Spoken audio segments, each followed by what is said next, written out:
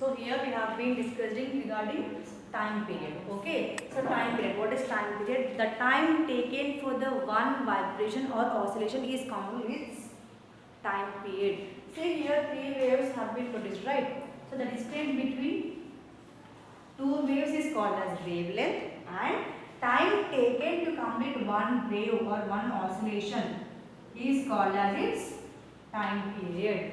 So distance is wavelength, distance is called as wavelength, and time taken is called as time period divided by it will be almost a fraction of seconds. Got it? Remember once again, wavelength is nothing but time distance traveled by the distance between two crests or two tones. Okay, whereas frequency means the number of waves produced by the sound. How many waves are produced by the sound? They are called as frequency. Next, time period. The time taken to complete one oscillation or one vibration or one wave. The time taken to complete one wavelength or one wave is called as time period. These are the main things regarding sound. I hope you have understood these three. Next is let us find relation between time period and frequency. Okay. What is frequency denoted by? Mu. And what is time period denoted by? T. So let us see what is the relation between frequency as well as time. So here frequency is number of oscillations, number of vibrations produced in a sound wave. Yes or not? Number of oscillations produced for 1 second, one time. Second is a time. So it is called as frequency. Frequency can be denoted by 1 by T. 1 by T means how many frequency, number of oscillations per 1 second. 1 second they are called as time period. So frequency denoted by mu is equals to 1 by T. Mu is frequency. Frequency means number of vibrations produced in a time. Produced in 1 second. That is the reason we wrote here 1. Got it?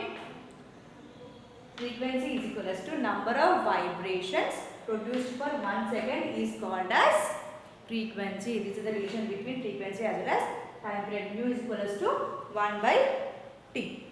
Okay. I hope you have understood regarding wavelength, frequency, relation between frequency and time period. Next is amplitude. The magnitude of a maximum disturbance in the medium on either side of the mean value is called amplitude of the wave.